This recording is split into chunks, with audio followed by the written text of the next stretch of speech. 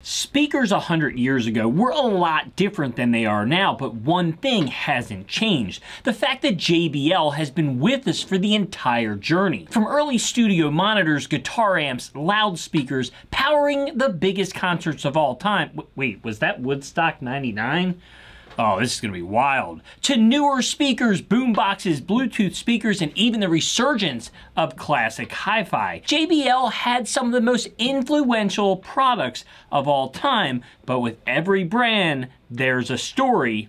This is JBL. Do you have a story about JBL? Have you ever owned a JBL product? Or maybe you haven't, you just want to give me your 2 cents on the brand? Be sure to do so in the comments.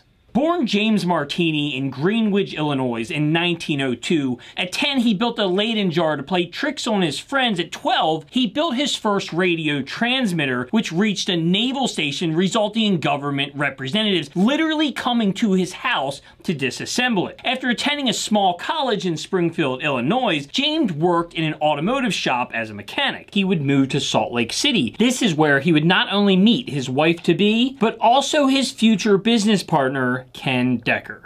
Decker and Lansing would move to LA and establish the Lansing Manufacturing Company in 1927. Later joined by 2 of his younger brothers, Bill and George, they would establish their permanent headquarters at 6900 McKinley Avenue by 1933. They were then discovered by MGM Studios, who was not happy with the horns that Western Electric had been supplying to them. With the help of John Hillard, Lansing would develop the Shearer MGM system. And in 1938, Western Electric was forced by the government to stop making loudspeakers and amplifiers. See, the government felt that they held too much of a monopoly over the field of motion picture sound. A group of engineers working for Western Electric at the time would buy the affected stock holdings for the cost of just $1, rebranding as Altec. In 1939, Ken Decker, Lansing's business partner, the true mastermind behind the business and management side of Lansing Manufacturing, was tragically killed in a plane crash. Without his expertise, the company suffered. By 1941, Lansing was almost out of business, and the management team at Altec were well aware. They made an offer of $50,000 to purchase Lansing Corp on December 4th, 1941. They would then rename the company Altec Lansing Corp. and sign James Lansing to a 5-year contract as VP of Engineering. Lansing, with the stability of the merger, was free to perfect the process of loudspeaker manufacturing. Notable systems during this time included the 604 and the A4. Now, when Lansing sold his company, it was with all understanding that all company trade names and assets would remain the property of the new company. He would also agree that he would not go into competition with Altec Lansing for a period of 5 years. Lansing left the company on the day the contract was up to start Lansing Sound. The first product they produced, the D101, was a near copy of Altec's Model 515. Now, Lansing was never focused on business affairs, and financial problems surfaced almost immediately, leading to an agreement with Roy Marquardt's aviation firm in 1947. However, by 1949, Marquardt was acquired by the General Tire Company and severed ties with Lansing. After that, the company moved to its 4th location in Los Angeles, with William Thomas from Marquardt joining Lansing as vice president. The constant movement of the company was not without its adverse effects on production, and there were never enough funds to pay all the suppliers. Perhaps Lansing's growing depression came from the realization that history was about to repeat itself. He drove to St. Marcos, and despondent over the course of business, his life came to a tragic end. Now, a few years earlier, Lansing had been wise enough to secure a life insurance policy in the name of the company. The policy was for $10,000, and it was payment on this policy that enabled Bill Thomas to secure the future of the company. In 1955, the brand name JBL was introduced to resolve ongoing disputes with the Altec Lansing Corporation. The company name James B. Lansing Sound Incorporated was retained, but the logo name was changed to JBL with its distinct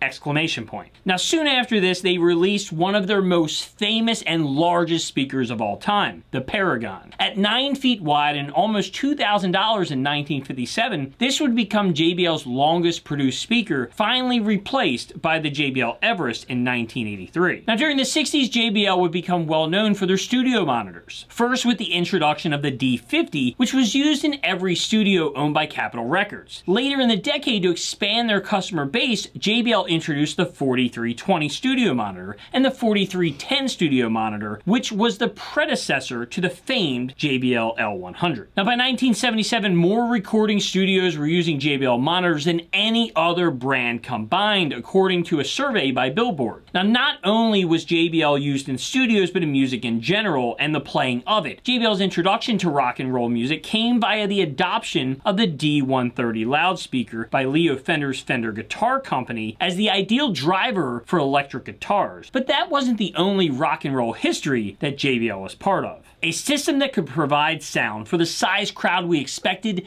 did not exist. Michael Lang. 500,000 people waited on a 600-acre farm in Bethel, New York for the 3-day music festival to start. Meanwhile, the people putting on the show, John Roberts, Joel Rosenman, Artie Cornfield, and Michael Lang, were panicking over the giant mess they got themselves into. Woodstock had a last-minute change of venue from Wallkill, New York to a farm in Bethel. This caused chaos in planning. Roads were shut down from the amount of traffic. Chain-link fences around the field weren't completed, which eventually led to the concert being declared absolutely free. Plans for food, sanitation, and transportation were rushed and inadequate, which created shared hardships that unified the audience. At the forefront of this concert was the sound system, its amplification powered by over 20 Macintosh MC3500s, its speakers custom built. The line array of speakers were stacked on 2 bright yellow 70-foot scaffolding towers on either side of the stage. These speakers consisted of JBL drivers. Hanley put 8 drivers in each speaker. Now, this wasn't the only major concert powered by JBL. The Grateful Dead's Wall of Sound, designed in 1953 by Owsley Stanley, was the largest hi-fi system ever built, consisting of 48 Macintosh MC2300 amplifiers, 54 EV tweeters, and 586 JBL D130 loudspeakers. This generated 28,800 watts of power. If you want to learn more about that, watch our video on the Macintosh 2300 and the Wall of Sound. Years later, JBL would be used again in one more mega concert, Woodstock '99. But this concert wasn't filled with as much peace and love as the first one. It turned into an all-out rage party. It was bad.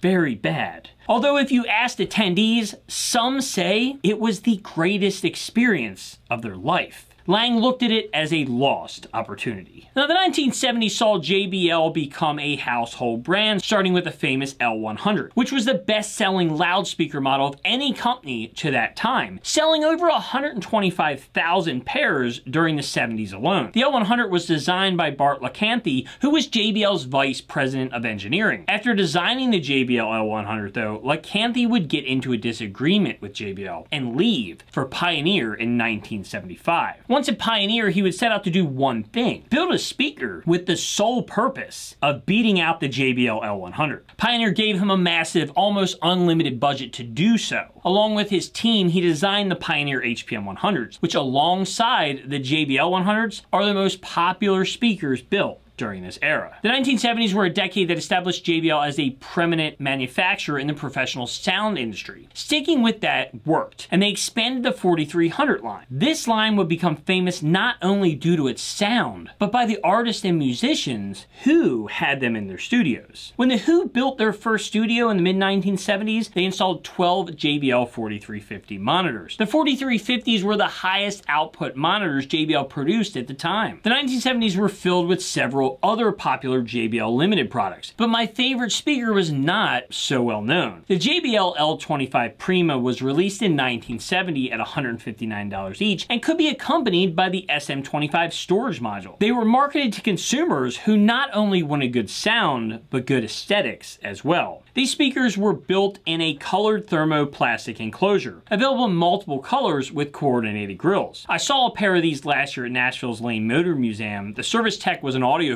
and had a pair in the basement on top some Bose 901 stands. And best of all, they were yellow, and I knew I had to have them. I found a pair online and completely restored them, and even changed the color in the process to yellow. You can see these in one of our listening rooms if you ever come by the store. They had a distinctive beachy West Coast sound unlike anything that I've ever heard. Not the biggest, not the best, but they were a joy to listen to. The 1980s saw products such as the flagship L250, which was one of the most critically acclaimed speakers JBL ever built, a four-way speaker with a very wide dynamic range. These massive speakers even had a matching subwoofer, the B460, which came with the BX63 equalizer. The B460 featured an 18-inch driver and 3 bass ports on the side. Pictures don't really do any justice to how big this 125-pound subwoofer really was. On the studio monitor side, JBL continued with the 4300 series, but we also saw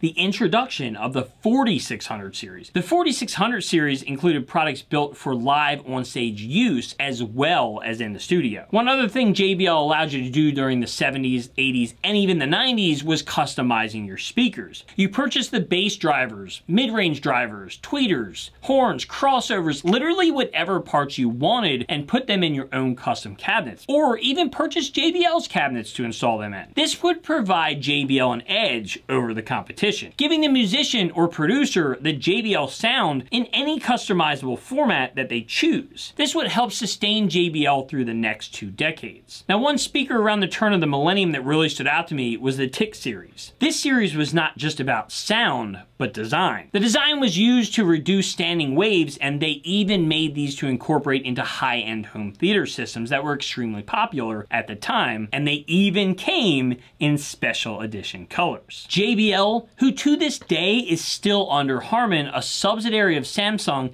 is still making more audio products than ever. Now, they may be more known for their Bluetooth or portable speakers that give people an experience no matter where they are, from karaoke's and drinks on the beach to being the life of the party. Now, I got to play around with some of these and they were quite fun and sounded good. And they expand the JBL line to younger people and give the end user more portable ways of bringing their music with them. They even have a store in New York that features all the aforementioned items. For musicians and music professionals, almost every song has been played through a JBL speaker at one point or another. But to audiophiles and music lovers, their newest lines of classic speakers and components are what really turned heads. We recently got to experience some of these, and they really did a great job harnessing the nostalgia of the past into both their components and speakers of the present day. They redesigned the L100s, the L82s, and the L52s, while also developing new components with a classic silver finish and wood trim. This is one company that has held true to their roots while expanding their products to the masses. This is why JBL has survived all these years, and they will continue to strive in the future.